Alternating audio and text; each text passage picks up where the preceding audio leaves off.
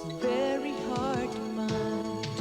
Stand by me, you understand. Gonna share a Coca-Cola with a friend of mine. This is the life, these are the real things. You're in the heart of it, yeah. Every day, in every way, Coca-Cola's a part of your life. When Coca-Cola's a part of your life, you can't beat the feeling. This was Peppy Schroeder before Nutrisystem, and this is Peppy Schroeder after Nutrisystem. Flavorless diets used to force me to cheat and fail, but the new Nutrisystem Flavor Set Point Weight Loss Program gives you all the flavor you need to succeed, plus the maintenance and support to keep your success. I lost 65 pounds 9 months ago, and I haven't gained them back. Call now and receive 3 weeks of Nutrisystem services for just $49. We succeed where diets fail you. KSTP, Minnesota's Weather Channel. Good morning. I'm Lindsay Strand, filling in for Bob Bruce, who is on vacation this week. For 10 years, Norma Jean Almodovar was a traffic officer with the Los Angeles Police Department, but she quit in 1982, afraid she was losing both her sanity and her self-respect. Norma Jean then became a high-priced call girl in Beverly Hills. Susan Nadler grew up in an upper-middle-class family and had all the advantages and privileges of other well-to-do girls.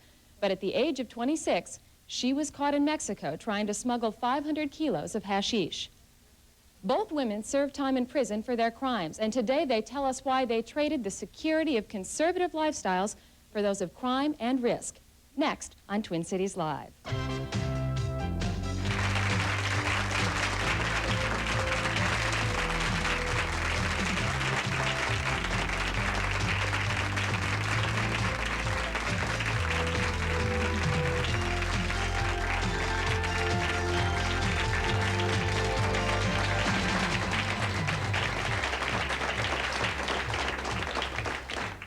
Good morning, everybody, and good morning to all of you. This is a show that I think will wake you up on a Monday morning. Norma Jean, I'd like to start with you this morning. The first question. You had what many people consider to be a traditional job for 10 years, and you left it for a life of crime. Why? Well, I think it was a step up, to be quite honest with you, because after 10 years on the Los Angeles Police Department, I was working the Hollywood division, and the Hollywood cops were involved in all kinds of nefarious activity, and I felt like I was working for the Blue Mafia. And I really had to leave. I couldn't work for them anymore.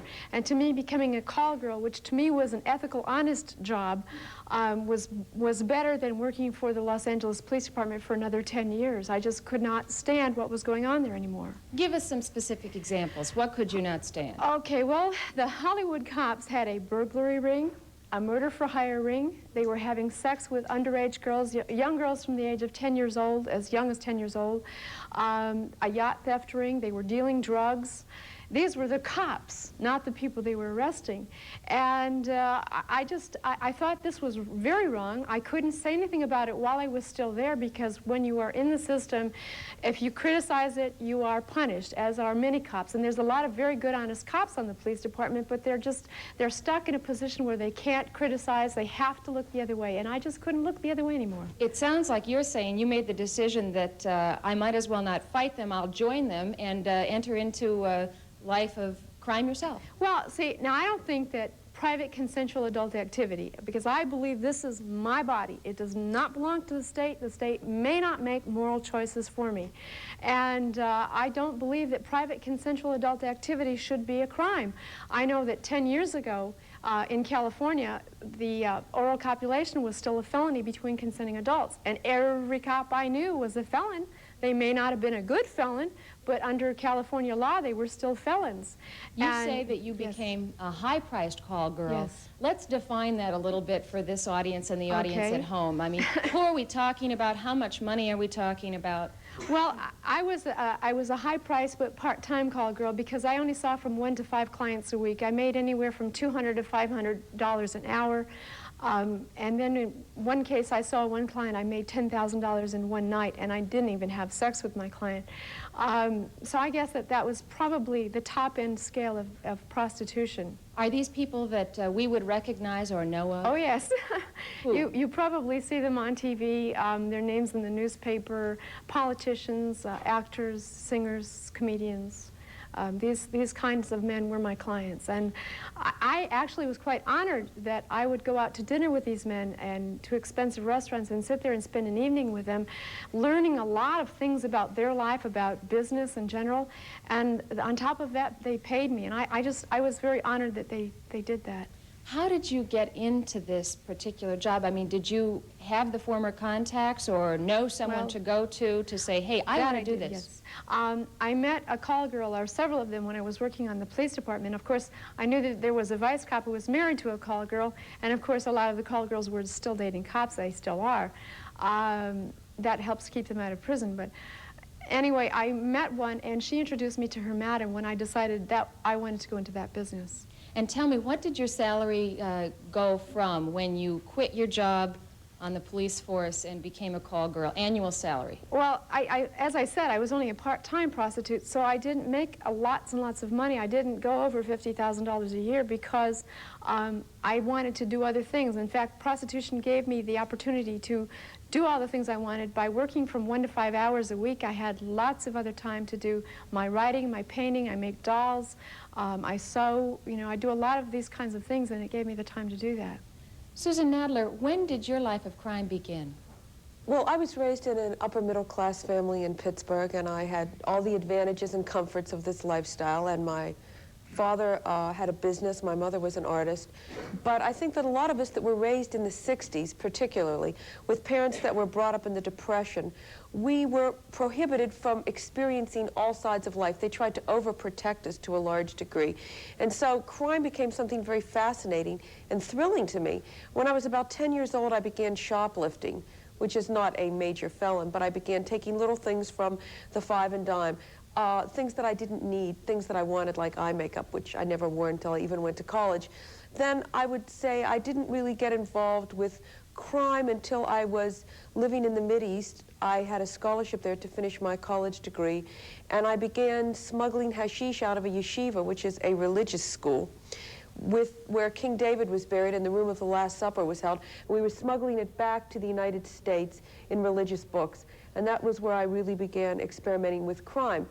And why I went into crime, I think, was because when you grew up in the 60s were a very turbulent time. Our greatest political leaders were assassinated. We were involved in a war that we didn't believe in, and drugs became very involved in all of this. And although drugs were illegal, we weren't thinking of the long-term effects that drugs had with be-ins and love-ins. And it was very much in the media, and we were all very much media children. So it wasn't necessarily that I felt I was participating in crime. I felt I was participating in something exciting, something illegal. How far did your criminal career go, and where did it end? After Jerusalem, where I was busted in Los Angeles, I unluckily didn't have to spend time in prison because there was a network of people trying to help young people that were in trouble then.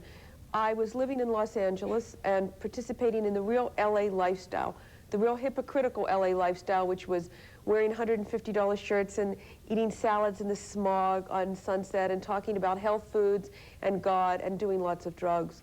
And I ended up backing a deal where we brought in a lot of hashish from Morocco via La Paz, Mexico, which was a duty-free port. And we got busted there smuggling. We got caught smuggling 500 kilos of hashish.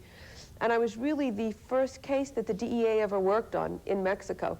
And we were busted in a very dramatic way with 30 police and federales and FBI throwing us up against cars and frisking us, and I had a potential 27-year sentence. But you didn't serve out that sentence No, I entirely. served 4.5 months. And tell us about your experiences in prison. When you made that call to Mom and Dad to say, hi, I'm in jail in Mexico, Mom, what was the condition that you were in? Well, I was in a horrible condition. I had typhoid fever and hepatitis. Mexico has no facilities for women. And so I was thrown in with a lot of Mexican women that were prostitutes. There was a tiny, tiny cell. There was no water. There was no bathroom. There were rats. There were spiders. It was the classic prison overseas scene. And it was devastating. I was later moved to a solitary confinement cell in the prison, in the hospital. because my passport had been issued in Jerusalem, they thought that I was the head of the ring from Morocco. The Mexicans were not too clever about understanding that Jerusalem was in a whole other place than Morocco. And were you truly in solitary confinement when you were in that cell, or did you have relationships with other people? I was in solitary confinement. I had guards that guarded me for 12-hour periods at a time. Armed guards, but I did have an affair with one of the Mexican police officials who was the head of the federales. And it was not necessarily an affair that I thought would get me out of prison. It was something that was life-strengthening. It was the only thing that made me feel alive at that time. And I really cared for him. He wanted me to stay there after I got out of prison and live with him on a farm in Durango, but of course it didn't work out that way. So what began as life in an upper middle-class family ended having an affair in solitary confinement in Mexico with one of the heads of law enforcement. Right. That is a bizarre story. It was a bizarre story, but you know, the point of the whole story is that women are entering the criminal world twice as quickly as they ever did before.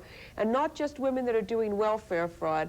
It used to be that half of the women in prison were black. Now half of the women in prison are white, and only 38% of the women in prison are black.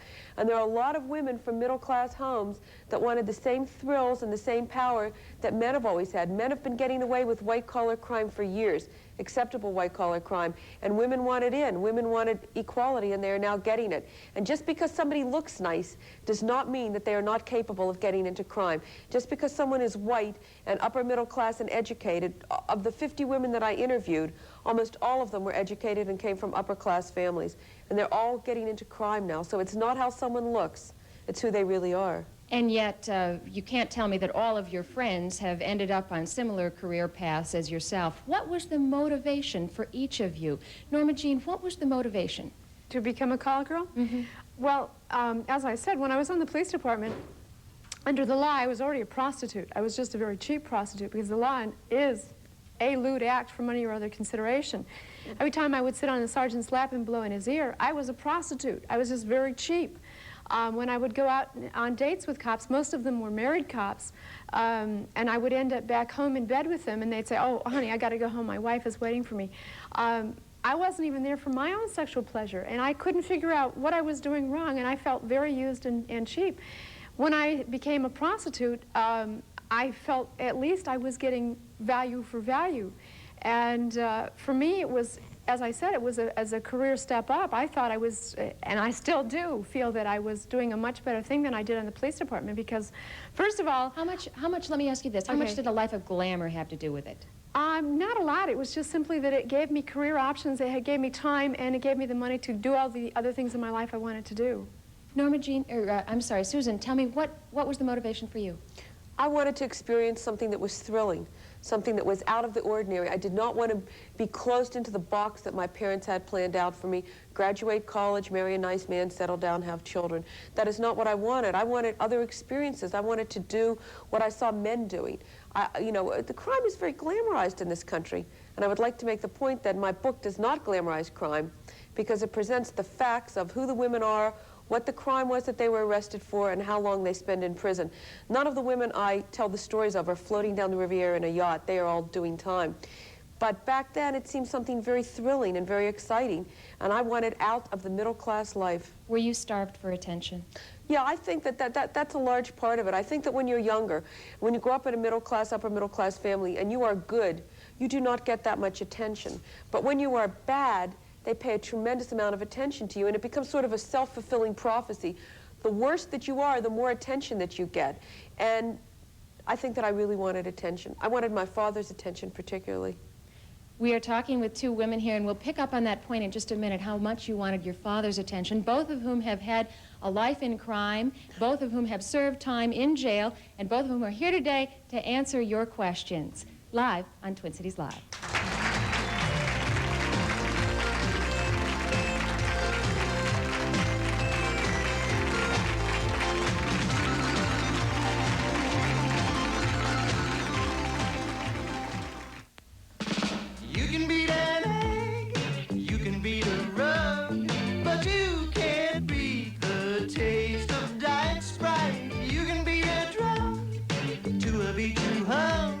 But you can't beat the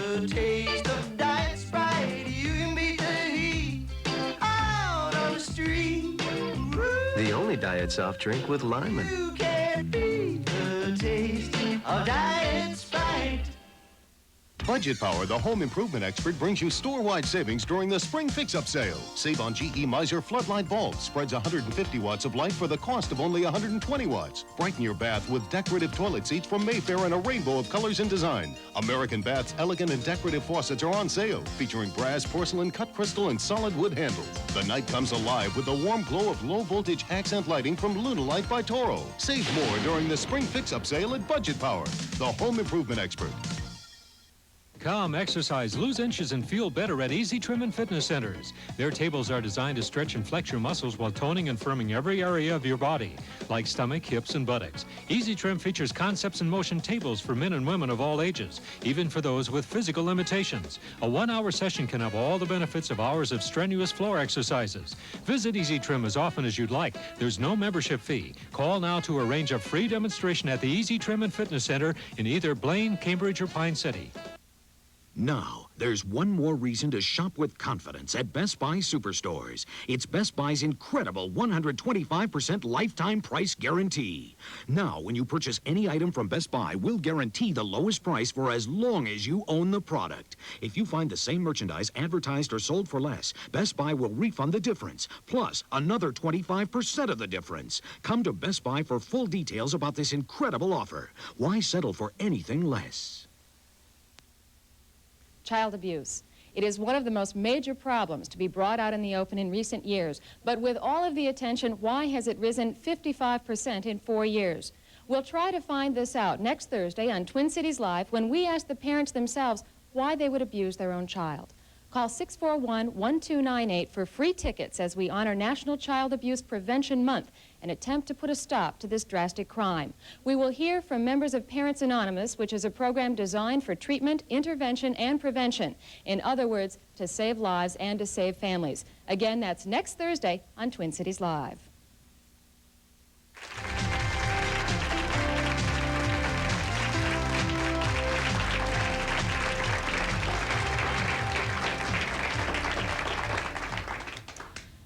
Let me just pick up on a point that we left off a minute ago. Susan, you said that maybe you wanted attention from your dad, and that's what got you involved in crime. Well, I had always written. I've written since I was 5 years old. And as time went on, I won poetry. I went to a private girls' school, and I won the poetry prize junior and senior year.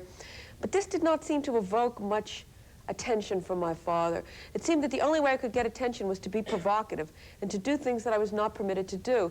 And with a lot of the women whose stories I tell, I find that this was also the case, that when you are good in the middle class, you do not receive attention, but when you are bad, you get a lot of attention.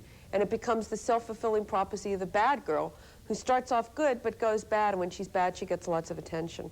We have a question from a caller now. Good morning, caller. You're on Twin Cities Live. Good morning.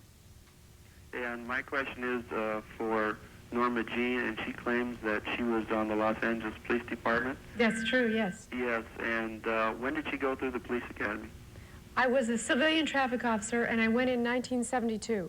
I see, and that's not part, she's not a sworn police officer. That's right. And she That's never right. worked the streets. No, yes, I did work the streets. Oh, yes. I worked, no, I was a traffic officer. I worked at nighttime. I drove a squad car. I worked from 6 at night to 2 in the morning. Well, but I was a civilian traffic officer. I'll tell you that you did not work on the Los Angeles Police Department as a sworn Yes, I did. I didn't work as a sworn police officer. I never said I did. I worked as a civilian traffic officer for the Los Angeles Police Department. I worked the Hollywood Division, and I worked at night, and I drove a police car. Caller, let me ask you, where are you calling from, and what motivated you to call today? What's the point you want to make? Because I am a Los Angeles police officer. I'm a sworn officer. I work Northeast Division in Los Angeles, and I'm here on a business trip. Well, let me ask you, is it anything close to what Norma Jean has described here today? As far as what incidents that she claims has happened? In terms of the force being riddled with corruption, really, and all kinds of abuse taking place on the force itself, is that how you see it? No, that is not true. If there's any corruption or if there's any problems, it's handled by internal affairs, and it's dealt with as in any other business. People are disciplined, and if they are if the chief sees that a person has to be fired for actions that they've taken, then they're fired.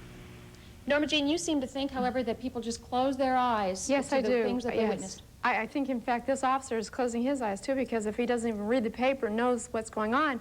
When Ron Venegas and Jack Myers were caught in the Hollywood burglary ring, Jack Myers unfortunately met his demise the morning he went to testify. And a few weeks later, Sandra Bowers, who was a street prostitute, was also killed. She was found stabbed to death in a motel room. And so when Ron Venegas went on the stand to testify against 12 other police officers who were involved in this burglary ring, none of them were convicted because there was only one witness. Ron Venegas testified under oath that he had committed over 100 burglaries, he and his partner. He was given a 16-month suspended sentence and 3 months probation. And everything that I have talked about police corruption has been in the new newspapers. Police officers have been arrested, and unfortunately, they're not being punished. Tell us, Norma Jean, how much time did you spend in prison, and describe for us what a typical day was like for you? Okay, well, I was convicted of a felony. That's pandering. Pandering is simply to encourage a person to commit an act of prostitution. And in California, it carries a mandatory 3 to 6 year prison term on the first offense with no prior convictions, unlike rape, robbery, assault, mayhem, and even murder, for which you can get probation. After I was convicted of pandering, I was sent to state prison for 50 days to be studied to see if I'm dangerous to society, and you'll all be very happy to know that I'm not. And I have state certification to prove that. And so then I was given 3 years probation, but now just recently the Los Angeles District Attorney's Office appealed my probation on the grounds that my crime is worse than rape or robbery, and that I ought to be in prison because I'm still writing a book about police corruption, which they do not like. And there were 57 references to the fact I was writing a book in the appellate brief. And on March 25th, my probation sentence was overturned, and the appellate court decided I must go back to state prison for 3 to 6 years for the crime of pandering. Hi, I'm Michelle Horton, and I attend Genesis 2 for Women. And I wanted to ask Susan a question about her time in prison. I wanted to know, how did you get off doing 4.5 months? I got off because in Mexico you are guilty until proven innocent.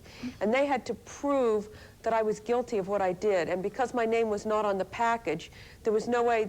I was accused of 4 things: acquisition, importation, transportation, and possession. And you have to understand that in Mexico, the laws are entirely different than in the United States. And I wasn't found guilty. I was found, they couldn't find me guilty, so they had to let me go. That's how I got off. Tell us what Genesis 2 is, and then tell us what you think about your hearing from these women. Genesis 2 is a group therapy treatment for offending women, and it helps women to acknowledge their mistakes and try to get their life back together. And it's a very good program and educational, and it helps the mothers and children, and it helps the criminal justice and maternal guidance women. Do you hear some similarities to what I presume to be your experience then as to what you're hearing from either of these women? Yes, it's very similar. What? For one thing, it's similar because the women there, some women there are there for the same things, and motivated in the same way, starved for attention, as Susan pointed out. Yeah, it's some women there for that, and they're there for all kinds of reasons, but it is very similar. You know, I felt that a lot of the women were really not motivated by desperation for money. A lot of the women, and I tried to interview particularly middle-class and upper-middle-class women. There was a woman that I interviewed called Terry Saunders, who was from California, and she had 2 college degrees. Her husband was an architect. She lives in Santa Monica in a big house. She had 2 sons. She was head of the PTA. She had her own business for paralegals, and she was working for a man that was a contractor in San Fernando Valley. And as she was working for him, she was running the office, so she received all the phone calls. She noticed that he never made his final payment to any of his subcontractors, to the man that did the cement job, or to the man that was the plumber, and they were all calling her for their money. So she started forging his signature initially just to pay these people off. And as time went on, she started embezzling money, and not because she needed the money. She really did not need the money. There were other motivations. She told me that she wanted to come off the pedestal. She was sick of having everyone look at her as the perfect mother, the perfect wife, the perfect boss. All the responsibilities in life were placed on her. And this is kind of like the downside of the women's movement, that women wanted equality and they wanted the same successes that men have always known. But in the meantime, they found that they were getting the same stresses that men had always known. So she ended up taking the money, and in court she said, I'm on trial here, she said, for embezzling money. She said, but he's the biggest criminal that there is. So it was not financial that motivated her. Do you think what you did was all right? What do you mean all right? By what we feel about our children, you know, and all the drugs that are going down and everything, you think it was all right for you to get off? Well, first of all, let me say that this happened 15 years ago. I was 25 or 26 years old. I'm 40 years old now. And I am sorry that I put my family through so much trouble. The drugs, by the way, that I smuggled in were totally taken by the Mexican police force, and we couldn't even find them again when we went to trial for evidence. So the drugs were not distributed. I did major trouble to myself. I hurt my liver and my heart irreparably. My health will never be the same. So I feel that I paid for what I did and the pain that I put my family through, and in the time it took me to readjust to life, which was a long time. Plus, So do you have children? No. What would you tell them if you did about your experiences? I would be very honest with them about everything. I wouldn't try to hide anything from them. And I would let them try to see, I mean, all you have to do is turn on television now and you can see everything that's going on in life. Just turn on the evening news. You see crack, you see sex. There's no hiding anything from kids these days. And I felt that a lot of things were hidden from me when I was growing up, and so they became more attractive. As to whether I think that it's right, I do not think that drugs are right. And we know that crime doesn't pay. That was the point of my book. But I don't feel that I should have served the rest of my life in prison, because what I did got me to where I am today, and I would never be able to be having this discussion or have brought this issue to light. I do want people to know that women that are involved in crime are not all off the streets. They are not all horrible women wielding pistols. A lot of them are educated, well-spoken women. And these are the women that are going to be making more advances in crime. We have another caller. Let's go ahead. Good morning. You're on Twin Cities Live. Good morning. I just want to say I want to give these two ladies a lot of credit for what they can say, what they've done, and talk about it. But I've got a question for Susan. Did you find that you were closer with your family before the incident or after? I'm much closer now with my parents than I ever was, because I had been so rebellious when I was growing up. My parents were not that thrilled with me, and particularly after prison, I went through a major problem with my family, and they didn't talk to me for a long time. I had to go back to Pittsburgh, which is where I was from, after I got out of prison, and I had a lot of trouble with my family for years.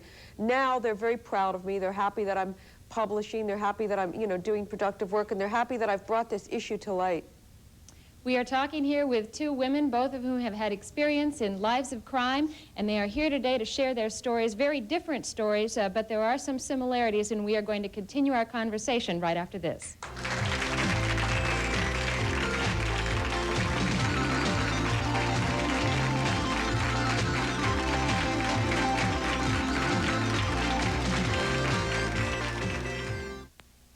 Come, feel the freshness. Tropicana Pure Premium shades your morning with a taste so fresh, so pure, so natural. Tropicana Pure Premium. Only Florida oranges. With nothing added, nothing taken away. The taste could only be one. Tropicana. Feel the freshness. It's pure Tropicana.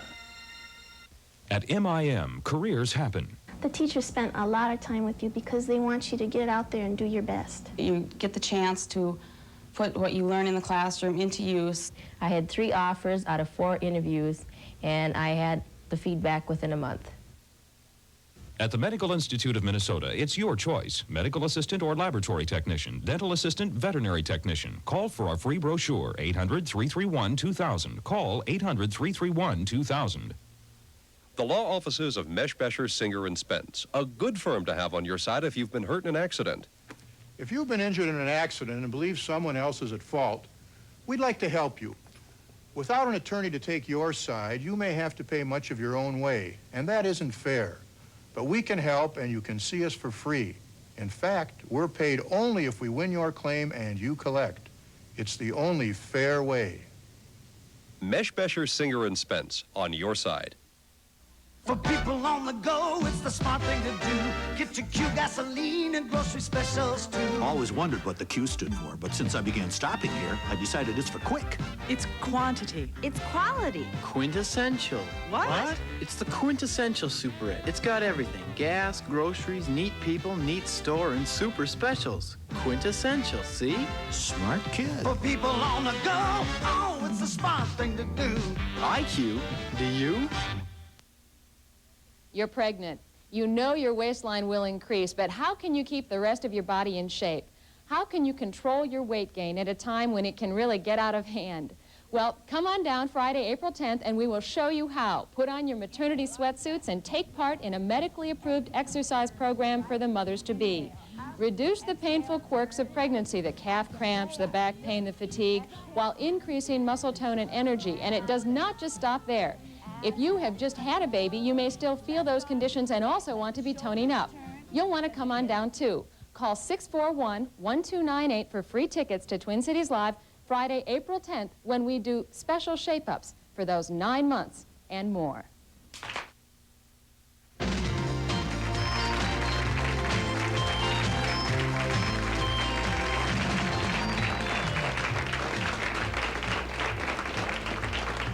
There it is, the latest edition of Penthouse, and this month it does feature Norma Jean's story, this month in Penthouse. You had a question here, sir. Yeah, my name's Sheldon. I work for Amicus. We're a nonprofit. We match friends with inmates in prison. I'd like to ask either of the two women, what do you think is a key factor for an offender to stay out of prison once he gets out? Conversely, what would be the factor that would most make them go back? Well, for me, I have found that when someone gets out of prison, it's especially women, it's very difficult for them to get jobs because they immediately have records. And no one wants to hire them if they have a record. So it's, it's very difficult for them. Also, it's hard to reintegrate into your family. A lot of women continue to have the stigma of the bad girl applied to them. They cannot shake that. Society has got to realize that crime is part of life in this century right now, and they've got to start having self-esteem. Women who are in crime, when people are victimized, they think the criminal is really out to hurt them. Basically, the criminal woman is just hurting herself. And I think women need counseling. I think they need help to find out that they really are good people and to find out that people really do care about them. I think that that's the most important thing, is to get self-love. Because without self-love, you'll continue to do destructive things to hurt yourself. Norma Jean, how do you think your family influenced your decision to become a call girl?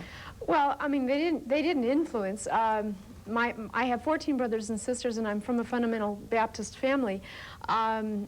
And they really played no role in it, except that I didn't want to hurt my mother or anything, and I went back to her to tell her what I was going to be doing. I told her, number one, I was in prostitution. Number two, I was going to be very outspoken. I was writing a book. I would be on television. I would be talking about it.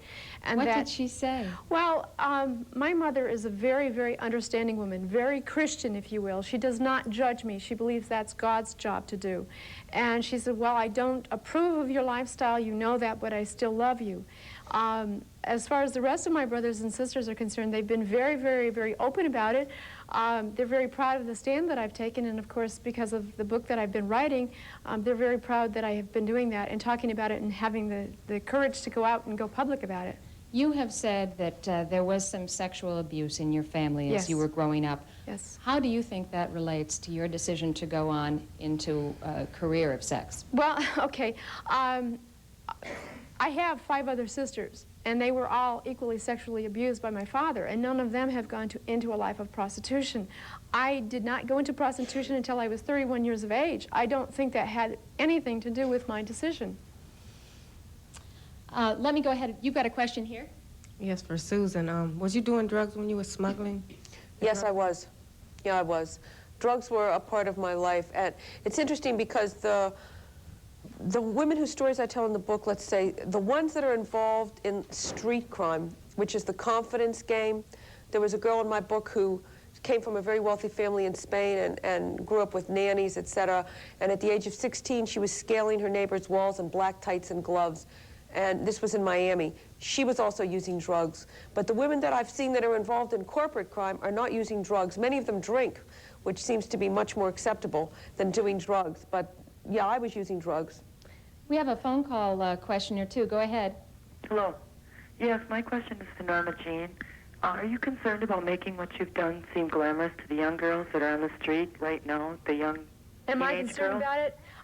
Yes, because I don't want young women into this business. I think that they're too young to be in a business that they don't even know their own sexuality yet. One of the things I am working for, of course, is decriminalization, because I'd like to see the police be able to go after people who hire underage people, which they do not do now. If prostitution were decriminalized, it would not take away the laws against having sex with minors. That is still called statutory rape, and I would like to see the police and their resources be allocated towards taking care of that problem. Are you still practicing as a call girl today? Unfortunately, no.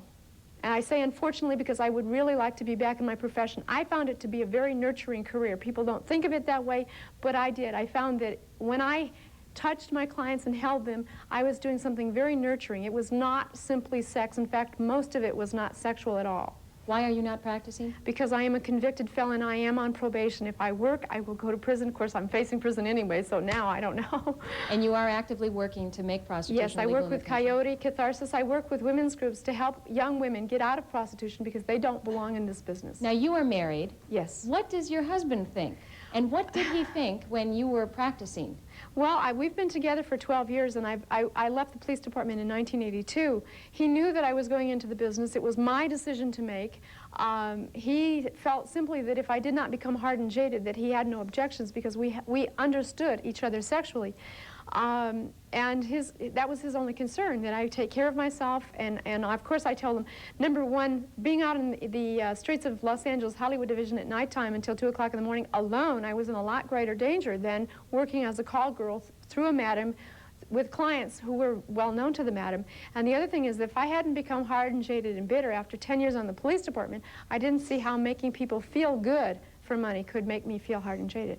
Did he encourage you? I mean, would he No, go up at a cocktail party and say, no, yes, that's my a wife is felony. a high-priced call girl, and what does your wife do? No, encouraging, of course, that's the problem. That's a felony in California.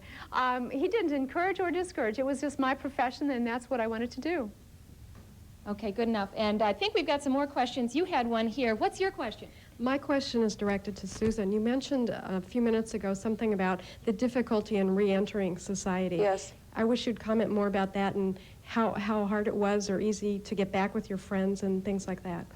Well, for me, because it occurred such a long time ago, and because I had been in prison in a foreign country, my parents tried to hide what had happened to me. So when I got back to Pittsburgh, most people really didn't know what had happened to me at all. It was in 1972. Let's say there's a woman in my book, who Alexandra, who was a computer criminal. She was able to get cards, business account cards from credit card companies from a friend of hers that worked in the company, and tap into the company and go in and get money out up to $1 million from the banks. Now, she had initially been in prison for a very small crime, and when she got out, she was working at a hospital. And everything was going fine. She had a terrific job at the hospital, and then they found out she had a record. And suddenly they wanted to blame every crime that had happened in that hospital on her. They blamed all the stealing that had happened, everything that had gone down, and she got dismissed from the hospital, and nothing, she hadn't done anything at all. This made her more bitter towards society. Whether this was just a rationalization for her to return to crime, I'm not sure. She claims that she never would have gone back into crime if she'd been able to continue her life without being hassled because of her past. So I think that when someone is an ex-con or an ex-felon, it is very difficult for them to get back into society without having everyone judge them. It seems as though people want you to change, but they want you to stay in prison for the rest of your life to pay for your crime. We are talking with two women, both of whom have different ideas. One feels that she went down the wrong path in crime. The other feels that what she has been doing should not be a crime. We will continue our conversations with Susan Nadler and Norma Jean right after this.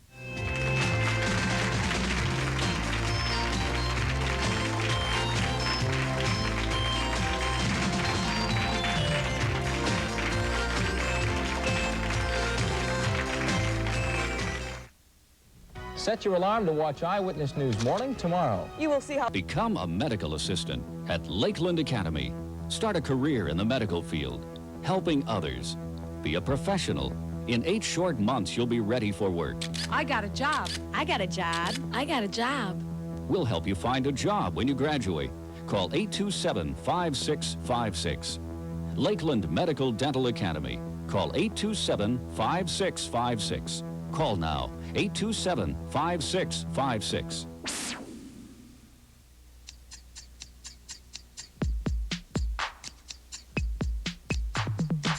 Nobody does your look great clips like we do. We do a look that's right for you. Great clips, that's right. Nobody does you like we do. Great styling, great clips. It only looks expensive. Nobody does you like we do. To a lot of us, a trampoline looks like a lot of fun, kind of like a game. But to this young gymnast, the trampoline represents years of hard work and now success. 16-year-old Tim Hess of Bloomington is currently the national AAU champion on the trampoline. That's a goal he's worked toward for the last 6 years. Please join me, Ruth Spencer, on Eyewitness News at 6 when we meet this special young athlete who really understands that hard work and success don't happen overnight. This week's Incredible Kid on Eyewitness News. Where do you go when you need to talk with someone? Or if you need some help or encouragement. We all need to feel we're loved, that someone really cares about us. If you're looking for new hope and have been waiting to hear some good news, come and be a part of a family that cares about you. You'll find new hope, faith, and love at New Hope Baptist Church of South Minneapolis. Call us at 822-5537. 822-5537.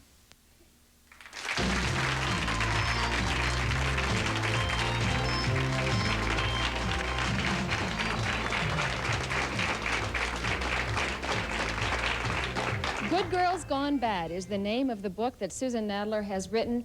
Susan, let me ask you, do you think crime is an addiction? I think that it's very difficult once you've experienced a certain thrill of crime, a certain illegal thrill, to go back to a 9-to-5 job. For me, it was lucky because I had always written, and I was able to duplicate the thrill of crime in my writing.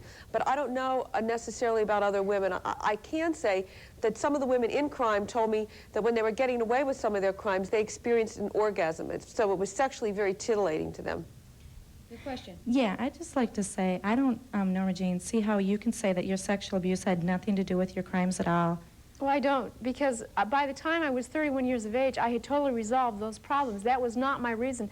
Most young women who are sexually abused go into prostitution at early ages, like 13, 14, 15 years old. That's when they're still going through this sexual abuse. By the time I was 31 years of age, I'd already gone all past those stages, and to me now the choice of going into prostitution was clearly that. It was a choice. It was not something to get away from sexual abuse. Okay, how do you feel that you went through those stages? Did you go through therapy? Did you get help? Yes, I did. I went through therapy, yes, and mostly I went through therapy because of the police department, the stress I was suffering there. I'd just like to say that I had a drug addiction, and that involved me in prostitution and theft and things of that nature. And without that addiction, I have no interest in being involved in those things again. I think it's a really hard way to live for most people, and that your experience is somewhat isolated. Yes, well, I don't think my experience is isolated. I think certainly it was a different experience than some women experience. I'd also like to say that, first of all, I have never done drugs. I don't do drugs. I don't drink alcohol. I don't smoke cigarettes, and I never have. So those were not motives for me for working in prostitution. And most of the women that I know in prostitution as call girls do not take drugs because it is, number one, it's a waste of their money, and they have better things to do with it than that. What do you think about the idea of legalizing prostitution based on your experience and what you've heard from her?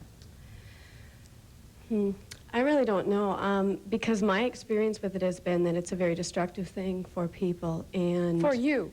For me, for and you. For a lot of the people, all of the people that I came in contact with, which was a lot of people. And I think that the money you're talking about and the lifestyle you're talking about is a smaller number of people than most people that are in prostitution.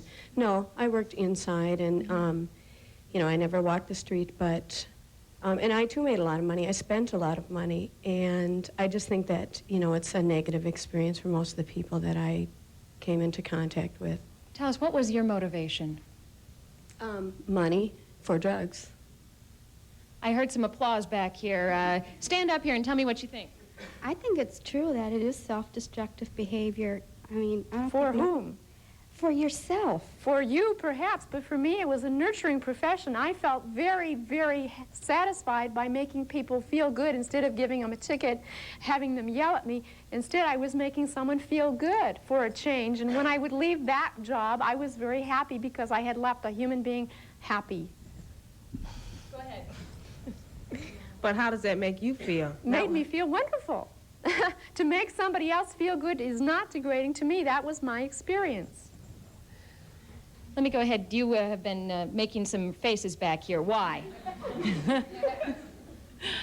I think it's self-destructive behavior for the trick and the prostitute. You're both looking to get your needs met in places, you know, in wrong places.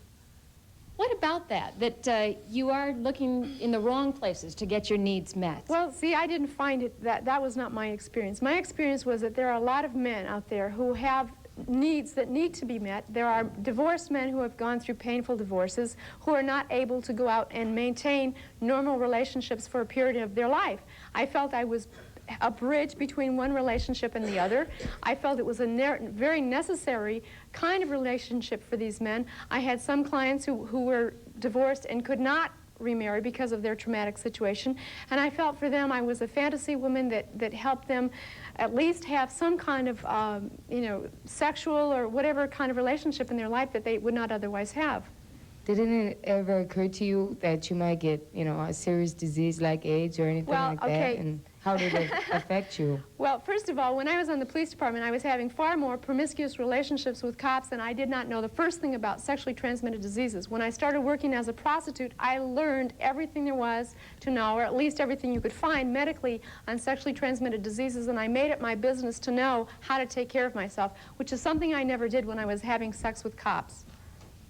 You have served some time here in Stillwater. Tell us, do you think that these women have addressed the key points that you would address in terms of what it takes to make sure you don't go back to a crime? Well, yes and no. This, I guess, mainly would be for Susan since she has done time. It seems to me when I was in, I had a friend, a volunteer friend from Amicus. Can you tell us what you were in for? Sure. I was in for an assault charge. And what surprised me about it was the different lifestyle that people on the streets lived than what I did. You know, I mean, I've committed other crimes in the past and been arrested. And it seemed like until I had a friend who was someone who was quote-unquote straight or normal, I really didn't understand that world, you know, or that existed. And I also felt like you did with the high and the thrill. Yeah, but I think that the most important thing is finding a support group or therapy. It's very difficult in prison because there's so many women in the prisons and there's so few therapists available. So there are a lot of women that all need help. The best thing that I have found are the support groups, the AA, the Narcotics Anonymous, the CA, and I found an interesting thing called money addiction. I find that there was a woman in the book who had come from a really very wealthy family who had been abused, and what had happened to her is that her father withheld money, and so money became what she wanted whenever her buttons were pushed. So they have a new group now called Money Addiction. And I find that these support groups and therapy are the only thing that can reinforce people's identities. And unless they have self-esteem, they go right back into crime. And we will be right back.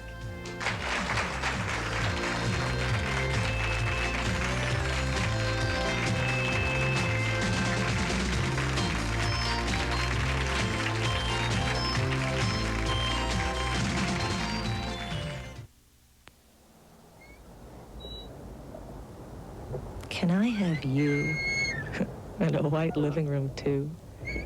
Something updated, a little more like me. New sofa, pastel oriental, glass, brass. Oh, but how will that look with antiques? Probably perfect. Ethan Allen, for the interiors of your mind. There's a thought that says it is indeed fortunate to have one's cup runneth over. Fortunate, unless your cup runneth over onto your silk blouse, your fine linen tablecloth, your wool slabs, whatever, wherever, which is precisely why we make Scotchgard Fabric Protector. It keeps ordinary spills from becoming extraordinary stains on virtually any fabric. Use Scotchgard Fabric Protector and let your cup runneth over. Worldwide sponsor, 1988 Olympic Games.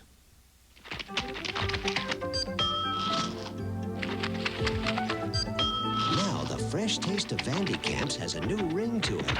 Finally, fish from a microwave that's crunchy on the outside and moist and tender inside. The secret's in the crisping sheet. If this sounds good, wait till you taste it. Vandy Camps, the freshest ideas in frozen fish. Shop for Vandy Camps at your local Super Value store. Mothers and fathers, how important is it to be home with that newborn baby of yours? Important enough to lose your job? Many working parents are faced with that dilemma of jeopardizing their jobs if they take months off after the birth of their infant to care for it. Now, that time is most crucial for building a bond with your child, but it is also a time when your temporary replacement at work could become permanent. Should companies be required to let the mother or father of a newborn take months off and still guarantee the same position when the parents return? Call 641-1298 for free tickets to participate in our studio audience tomorrow and tell us what you think. Should new mothers be allowed to take leave longer than the doctors say they needed to just to be home with the babies? Is it really necessary for the fathers to take off too? Come down tomorrow when we battle this issue of parental leave.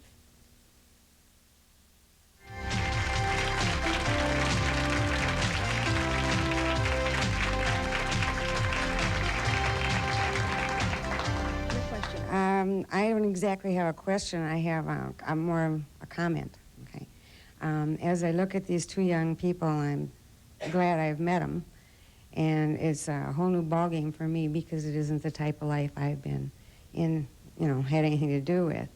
My impression is Susan here seems to feel her life before was not. It was exciting, but it was a mistake, and so she's learned from it. Okay, and the other young lady, she feels that it's okay to be a prostitute, and I don't know anything about that, so I don't know what my questions are. Tomorrow I'll know. You're just surprised by what you've heard today? Yes. Mm-hmm. Do you support Norma Jean? I'm not sure. I'd have to hear more about it, I think, but I probably don't. I wanted to know if Norma Jean is afraid to go back to Hollywood after what she said about the police department. I would be. Well, I would be too. Actually, I live near the Hollywood station, and of course the Hollywood cops or the LAPD as a whole are not very fond of me. There are an awful lot of very good cops that are there that are very supportive. Last year I ran for lieutenant governor in California, and there's a lot of cops that voted for me because they know that they cannot go out there and talk about what's going on, and I say it for them. And one of the reasons I'm so public is because I don't want to end up in the trunk of a car or having a fatal accident like Jack Myers did when he testified against the other cops. But do you think that's a real possibility? Are you really worried about that? I was until I became very public. Now I think, of course, that the police want to make sure that nothing happens to me because certainly they would not look very good if that happened. So is that the motivation for you to go so public, to protect yourself, or is this to promote your book someday if you get it back and can write it? My book is finally finished. The police confiscated the original manuscript, and of course that's why I went to prison, was for writing that book. But the book is not out yet, so all the publicity that I've had does not help me sell my book because I haven't got a product yet. It's just simply to stay alive. I was a prostitute, a young prostitute. And my question for you is, how would you tell your children? Well, I don't have any, but what I would tell them, the same as my young brothers and sisters when they were younger, that when they become of age, when they are an adult, whatever life choices they wish to make, as long as they don't use force, the threat of force, fraud, or coercion against other people, that is their choice. I just simply hope that whatever business they go into, that they do the best that they can at it, and always look at their decision as something that they made, and be proud of their decision, as I am of mine. Are you proud of the time you spent as a prostitute? No, I'm not. It was very devastating for me. I got into drugs. And I'm also from Genesis, and I'm getting help for my problems. And what motivated you originally, the drugs? No, it wasn't just the drugs. I was also sexually abused as a child. And I was very ashamed of myself, and I didn't have any self-esteem, and I didn't care for myself. And things have changed. Obviously, things have changed if you're able to stand up here today and in front of all of these people state your views like that. We are going to be taking another break here, and we will be right back in just a moment to continue the program.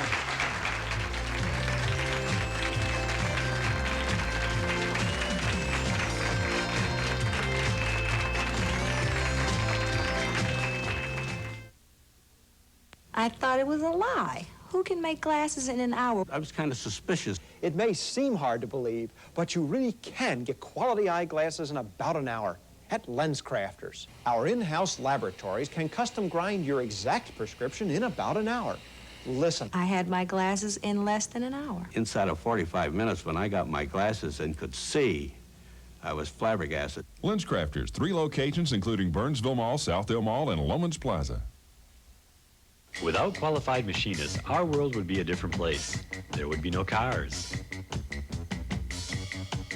no buildings, no airplanes. At Anoka Votech, you can train to be a skilled production machinist. As a machinist, you will produce intricate metal parts for the machinery that helps keep America working. Call Anoka VTI at 427-1880 to start your career as a qualified machinist today. Take a day off, spend it just by yourself, and try out Estee Lauder's gift collection. Yours with any Estee Lauder purchase of $10 or more, filled with makeup, fragrance, and treatment products, including white linen parfum spray and Renutriv lipstick with a brush. It's just the special treatment you needed, and Estee Lauder just knew it. This Estee Lauder gift is yours through April 18th at Dayton's Cosmetics. Budget Power, the home improvement expert, brings you store-wide savings during the Spring Fix-Up Sale. Relax in the soothing luxury of a portable hot spring spa. Swirling water set to your desired temperature will surround and caress you. Save on our huge selection of flush ceiling lights. Sparkling clear beveled glass with warm brass accents will enhance many areas of your home. Kincaid tub and shower doors are all on sale. From space-saving neo angles, mirrored doors, designer glass, and mirrored dry panels, save more during the Spring Fix-Up Sale at Budget Power.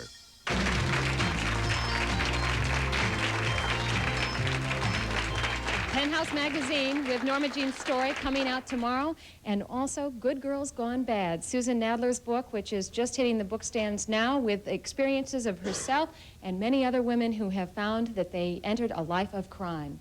You had a question. Yes. I find it interesting with Norma that she was a sexual abuse victim, and dealing with prostitutes, I've dealt with prostitutes for about the last 5-6 years. And that the high percentage of women who have been sexually abused, prostitutes who have been sexually abused, not necessarily that they get involved in prostitution, but that 90% of prostitutes have been sexually abused, and that same kind of needs are getting met in your profession.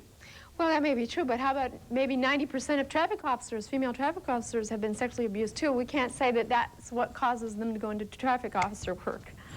I have a question for Norma Jean. I don't see how you can say you were nurturing people and feeling good about it when that's all you were doing was getting used. Well, see, I didn't feel that way, and certainly if a woman feels that way, she ought not to be in that profession. But I did not feel used. I felt used when the cops had sex with me and didn't pay me or didn't even let me have an orgasm. Hotel accommodations and dining provided by the Radisson University Hotel, 615 Washington Avenue Southeast on the University of Minnesota East Bank campus. Henderson chauffeured Cadillacs provide limousine transportation for the guest of Twin Cities Live. Henderson's offers the largest selection of color, style, and service in the 5-state area. Bob Bruce's wardrobe is provided by Justers.